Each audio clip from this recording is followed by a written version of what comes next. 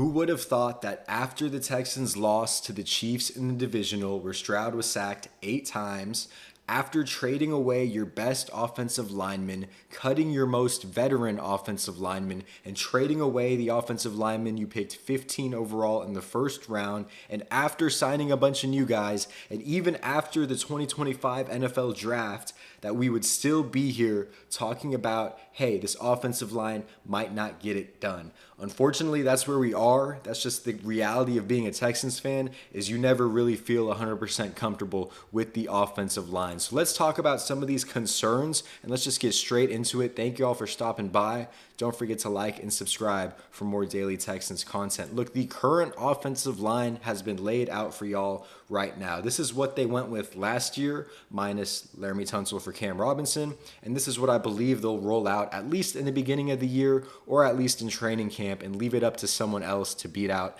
these guys. Now, left to right, you have Cam Robinson left tackle, Titus Howard left guard, Jarrett Patterson center, Juice Scruggs right guard, Blake Fisher right tackle. Now, the big splash the Houston Texans made offensive line wise in the draft was moving up and selecting ArAndre Ursery with the 48th overall pick. Now, I like ArAndre Ursery. He was 100% the best tackle available at 48. They traded up. They made the right selection shortly after a couple other less impressive tackles go off the board, such as Ozzie Trapilo.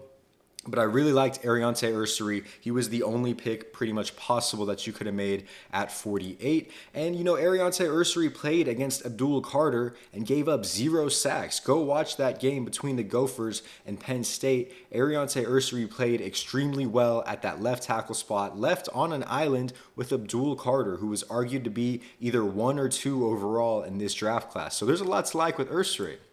Now, the thing I'll say about ArAndre Ursery is that I believe he's a true tackle, and he will continue to play tackle in the NFL.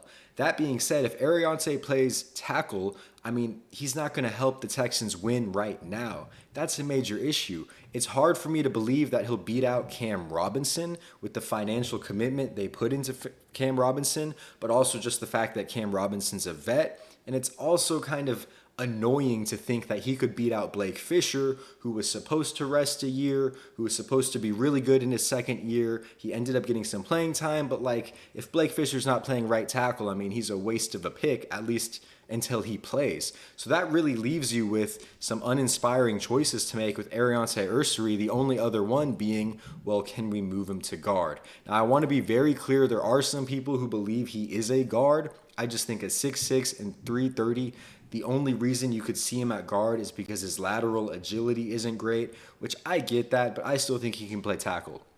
Now, if ArAndre Ursery plays guard, I'd assume he would probably fill in for Juice Scruggs, and then maybe Juice Scruggs or Jarrett Patterson would battle it out to the death to figure out that center spot. And if you're showing me this lineup, again, I don't really care between Patterson or Scruggs. If that's the lineup, that's fine. But then at some point, I do feel like you need to move ArAndre Ursery to tackle, maybe after this year when you say goodbye to Cam Robinson.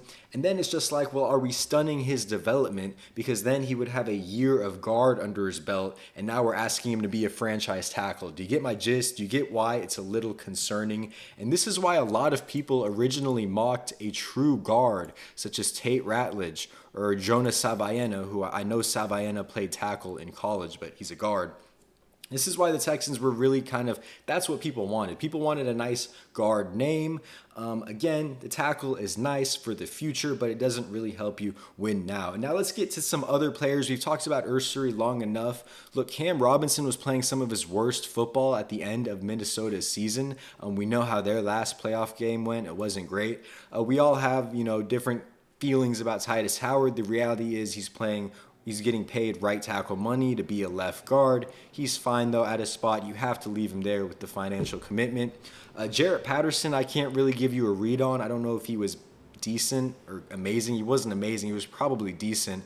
He did play along some bad players, though. And then Juice Scruggs, who was supposed to be the center on this team, was also pretty uninspiring and was left playing right guard simply because Jarrett Patterson apparently can't play guard, according to Caserio. I don't know. He's done it before, but whatever. And then Blake Fisher is your right tackle. Now, the Texans were proactive and addressed these issues, obviously, with Lincoln Tomlinson, who was at one point a Pro Bowler coming from the Seahawks, who, by the way, had one of the worst interior offensive lines in the league last year and tried to fix that with the Gray Zabel draft. And then Ed Ingram, who has never panned out, wasn't great for Minnesota either. Trent Brown is supposed to be Blake Fisher's backup at right tackle. I like that signing, but he's coming off a torn patellar tendon. And then finally, Eli Cox was undrafted. The Texans just signed him to maybe add some more competition to that center spot. I don't see him beating out Juice. I don't see him beating out Patterson. Maybe he doesn't, surprises me, but I think he's just another body to push those guys. So that's the offensive line. I mean, there are definitely big concerns here. Again, if you want to make ArAndre Ursery play guard, I guess that's fine for now, but I really want him to be a future left tackle for this team. So what do you guys think? Are you guys concerned with the offensive line? Do we need to continue to make trades? Or at this point, it really just feels like the Texans are saying, go figure it out. We gave CJ Stroud a bunch of weapons. Maybe he just needs to get the ball out of his hand quickly. It would just be so disappointing if the Texans' Achilles heel is their offensive line again for the second straight season in a row. You could argue the third, although rookie year CJ Stroud's offensive line seemed to be a lot better than this. But let me know in the comments, is the offensive line still a concern? And I will see you guys in the next one, man. Peace out.